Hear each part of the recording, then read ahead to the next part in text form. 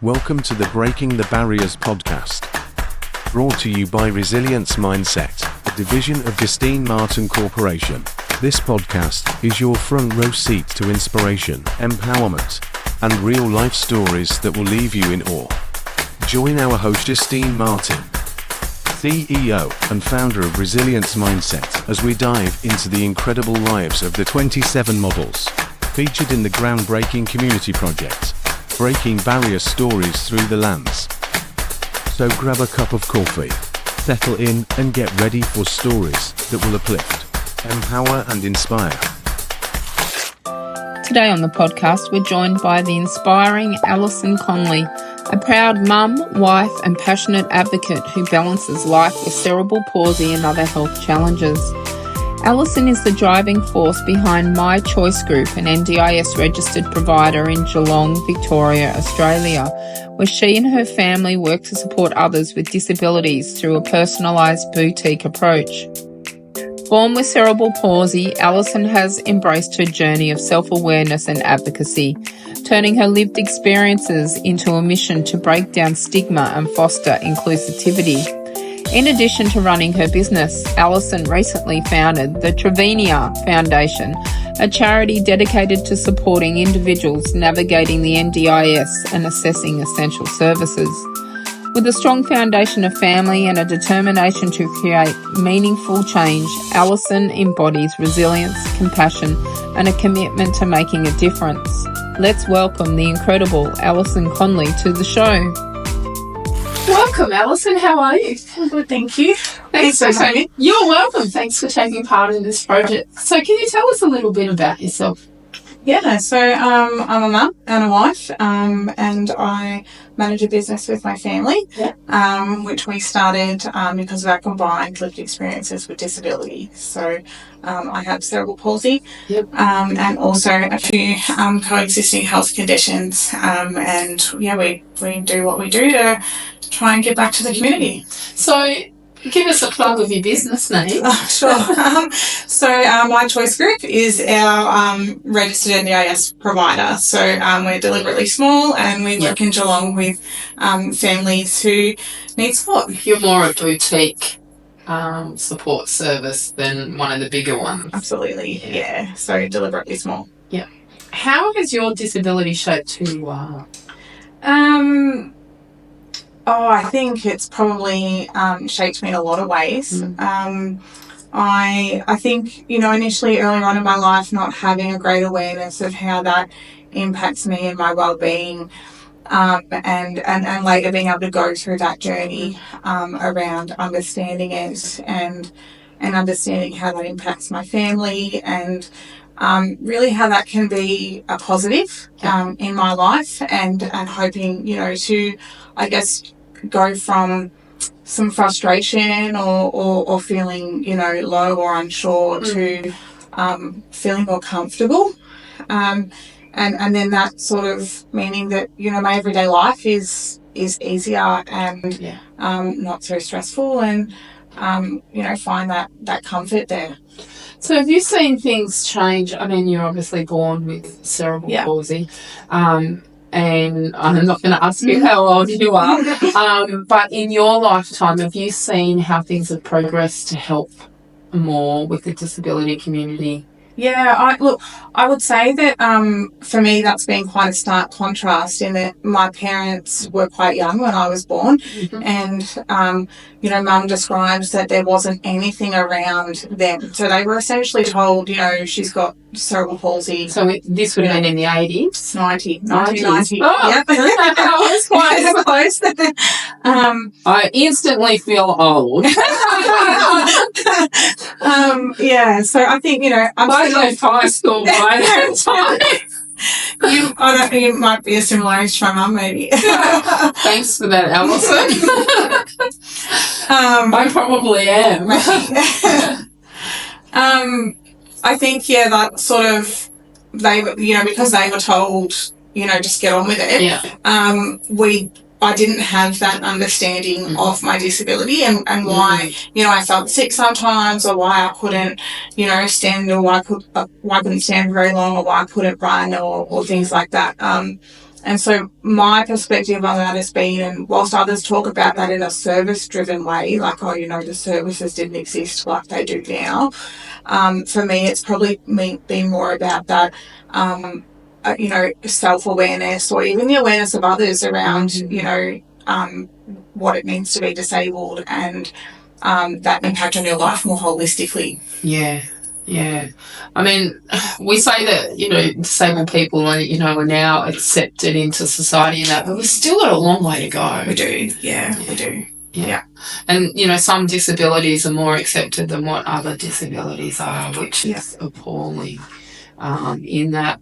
So can you share a particularly impactful moment or experience in your journey? Yeah, that's a hard question. How do you choose just one? Look, I think when my son was born, he was born at 29 weeks, which was, similar to my own sort of story that my parents had experienced. And I was recovering from having had him, and the hospital was trying to discharged me from the hospital really quickly. So he was born in Melbourne, and we're based in Geelong, and I didn't even have my wheelchair because I'd been emergency transferred from Geelong Hospital to Melbourne, and had him there. And they wanted to discharge me without my wheelchair, without any support around. And I was sitting by his NICU bed, completing a roster because I wasn't expecting to have had him so early. And so I'm sitting there doing that, and dealing with the hospital saying, it's time to go. Well, we only keep people here 3 days. And I'm sitting there, and I'm watching my little baby, and I just thought, well, we've got to do better than this. Yeah, that's definitely for me in my own journey, that moment of how everything just sort of aligned at that point to help me sort of feel like, this is where I'm supposed to be, and together we can do better than that. Yeah. Are you loving the podcast so far? Imagine the possibilities if you had Justine Martin guiding you through your writing journey. Whether you're crafting your next big book or perfecting a personal project, Justine's expertise can elevate your work. Don't miss out on the chance to work with a seasoned pro, ready to take your writing to the next level. Message us today and let's make your writing dreams come true. So let's talk about your wheelchair. Yeah. Because you and I both have pink wheelchairs, so we just discovered. But you don't have to use it all the time, do you? I'm in it a lot, but I can actually stand and walk. So quite often that will mean that people have never seen me stand and walk before. If I get to their house, there's a step at the front door. Rather than trying to pull myself over it in the chair, I'll just get out of the chair and take the steps and then get back in the chair. So that can be surprising for some people. Yeah, because people think that, I know with me personally, that when I'm in the chair that I'm stuck in the chair, and not all wheelchair users are in that regard. So and you get up and walk and people think you're a fraud because of it, which isn't the case. Or for me, I still drive and I get out of the car, and if it's a bad day, I'll take my wheelchair and get it out of the boot, and then off I go. And people just look at you to say, what are you doing? So again, I think it's educating people around disabilities and what we can and can't do, and we're all individual with it. I like what you said there about a bad day. I quite often will say that myself. And, I think this conversation is great, for people to understand that, some people do need to use their chair all the time. But for some of us, it might be a bad day, and our use of the chair will vary. Or a wheelie walker. So I've got a walking stick, wheelie walker, chair, and mobility scooter. So depending on what my body's doing, and I don't have a say in it. You just have to. It's got to go with the flow. And I found that it's great to talk about that, because I think people are genuinely curious, and it is good to be able to sit here and acknowledge that that's the case for many of us. Yeah. What does breaking barriers mean to you, Alison? I thought when you sent this through, and I thought about this question, I thought it was a really good question. I think for me, breaking barriers, personally and professionally is,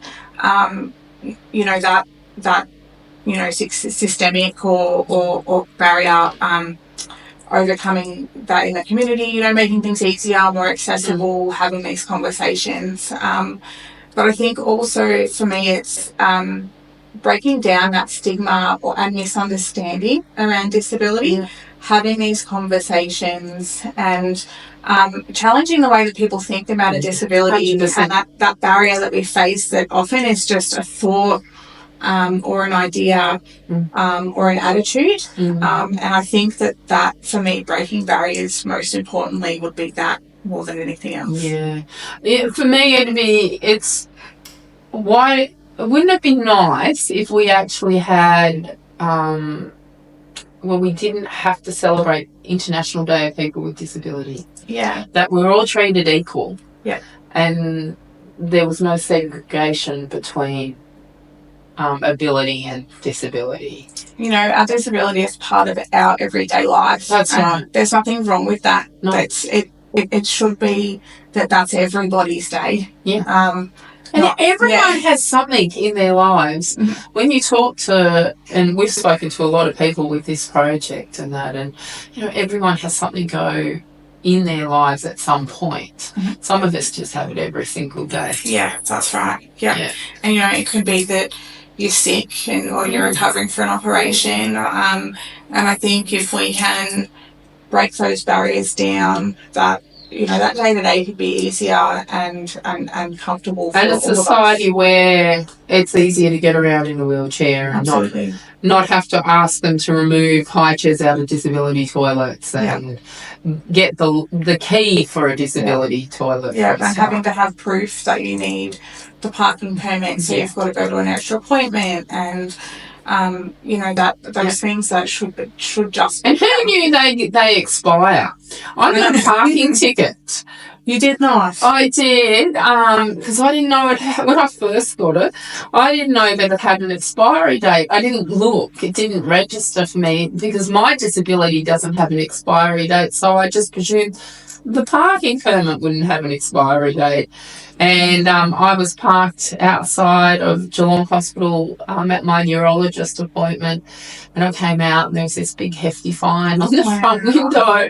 And I wrote to the council and they, it was 1 day out of expiry, and I'm like, well, I don't have an expiry on my disability. I didn't realise. Yeah. And the reason why they put this expiry dates on there is so family members of deceased people that have it don't use it, so we're not all honest. I had speaking of parking permits, and you talked about that variation between the walking age, the stick, the frame, the scooter, the wheelchair.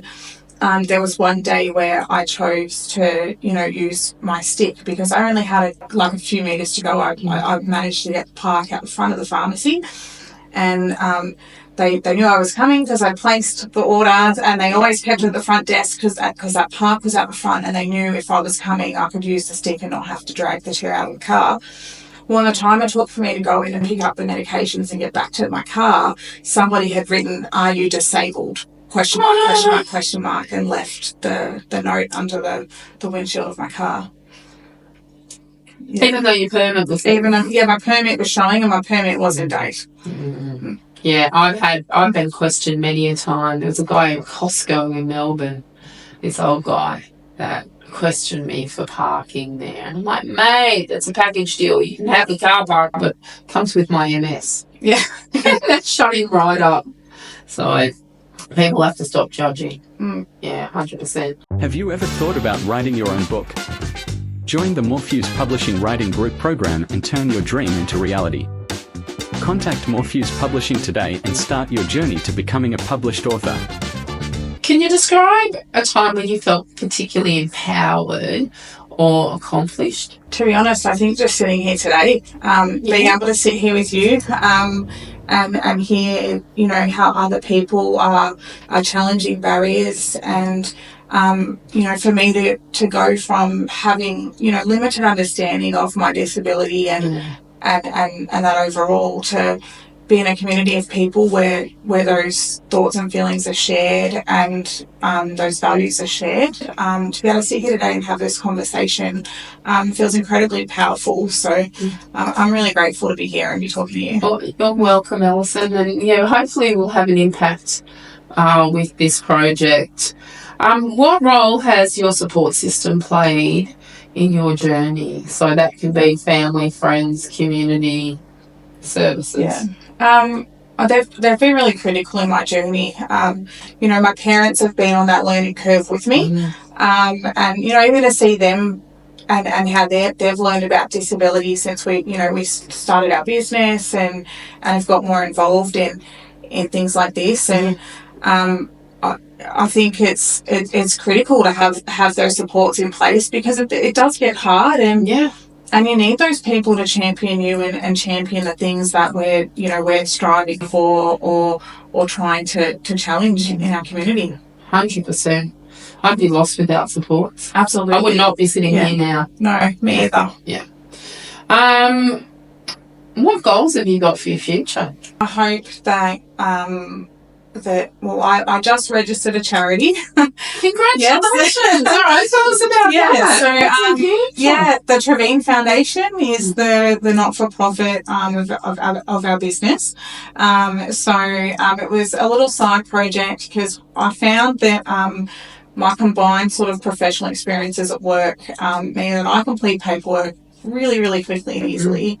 And I was getting a lot of calls from people who needed help with applying for things like the NDIS, or they had trouble navigating, their kids' needs at school and things like that. And we've got this group of volunteers who've been working on advocacy and access and things like that. And so we thought, well, let's formalise that a little bit.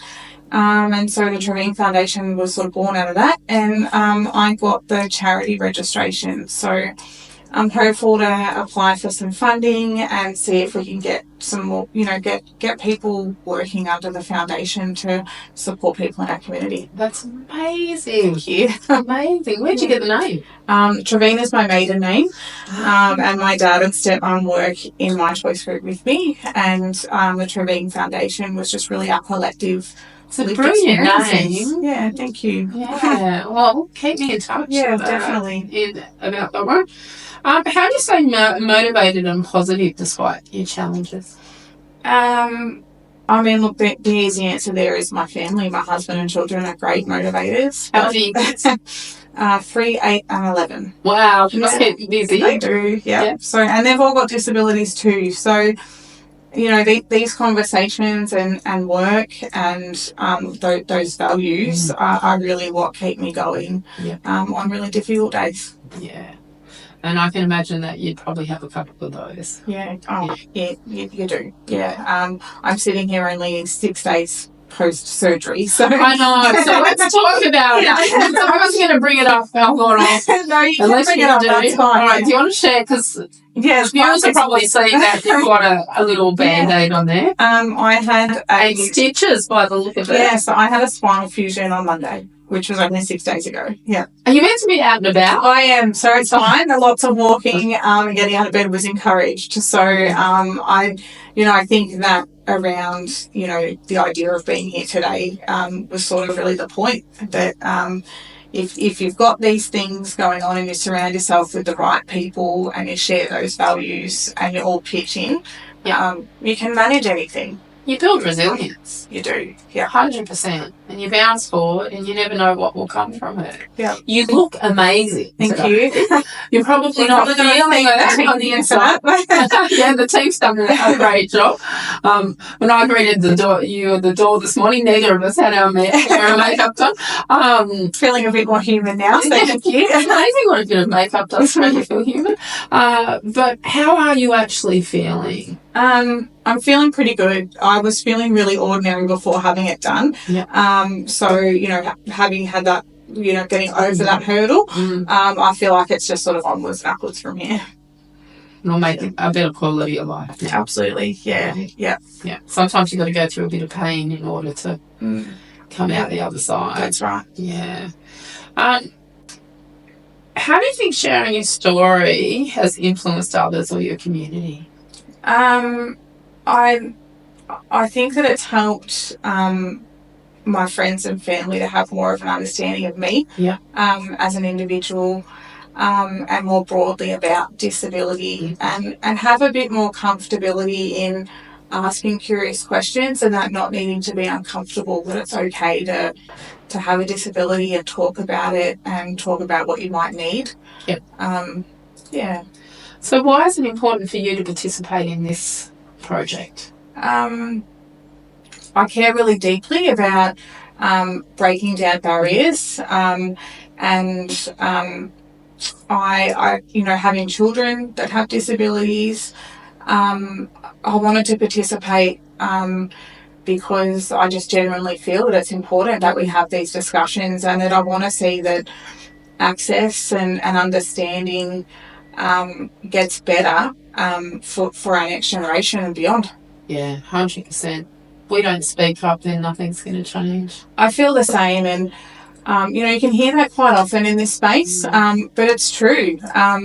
We have the capacity to share our stories, to have an impact and make a difference, and I hope that by participating in this project that collectively we can do that. Yeah, me too. What hobbies or activities are you passionate about? I'm a huge reader. Yeah. So I read a lot. My disability makes me really tired, so I spend a lot of downtime, on the couch or in bed, and reading's actually helped me stay connected to people. Some of my friends are readers. So you got a little bit of a book club going? I actually do. If you follow our My Choice Group socials, there's a post on there of my son reorganising my bookcase with my support worker. And to do it colour-coded? I want to do mine all colours. I thought about it. We sat there for a while and we thought about it, but we went with alphabetical. I'm quite a concrete thinker, so that's how we landed there rather than colour. But we do share. So we'll swap books. They'll bring books, they'll borrow books, or we'll make recommendations. And, that's kind of cool on the hard days as well, that you've got that conversation point. 100%. Might have to give you some of my books to read. That'd be great. Who are your role models or sources of inspiration? Is it corny for me to say you would be one of my sources of inspiration? I heard your speech at an award ceremony about a year ago, and to hear you speak about, being a mum and a grandparent as well, and that you've just got to keep going. I do feel really inspired by that, and your presence in the community. I've previously been quite uncomfortable doing things like this, I feel like you did sort of help me to get past that uncomfortable and get a bit more comfortable with, my own story and being a bit sort of out there with it, I guess. Thank you. Yeah, so thank you. You make me cry. I mean it. I'm not saying it to be, corny or anything. It's generally had an impact. And that's what why I do. Here. Yeah, that's why I cry. It's the whole point. Yeah. 100%. Yeah. That's why we become advocates. That's why we become, I don't want to use the word influencer because I don't see myself as an influencer, but leadership. And, I have one of those leadership awards and that. And people ask me why I do what I do, and it's to give other people hope. Yeah. That absolutely outside of our own stories and our own lives, that you can change things for the better. Yeah. Yep. So when I saw you win all these business awards, and I sat there and I thought, okay, I'm going to get this charity registered, and I'm going to put more effort into sharing my story. So to have gone through that and be sitting here with you, very grateful. Thank you. What message would you like to share with the world through this project? That if we are genuinely curious and we have enough compassion, there's no limit to what we can do for each other. 100%. 100%. Is there anything else you want to share? No, that was really it. Thank you. Well, thank you for being here today and joining us on our great project that we've got coming. I can't wait to see it. Neither can I. I can't wait to see all the photos because I haven't seen them all yet. So I saw a few before, so and you were happy. Great to see it come together. Yeah, brilliant. Yeah, the team here has been incredible. Thank you. You're very fortunate to have such a wonderful group around you. Yeah. I am very fortunate. Yes, and wait till next year's project, because I'm sure we'll probably do another one. Brilliant. Anyway, thank you. Thank you. Thank you for joining us on this episode of Breaking the Barriers. We hope these stories inspired you as much as they inspired us. Stay connected and keep the conversation going by following us on social media at Resilience Mindset. We'd love to hear your thoughts and see how these stories resonate with you. Don't forget to subscribe to our podcast today so you never miss an episode. Together, let's continue to celebrate resilience, diversity, and the power of storytelling. Until next time, stay strong, stay inspired, and keep breaking those barriers.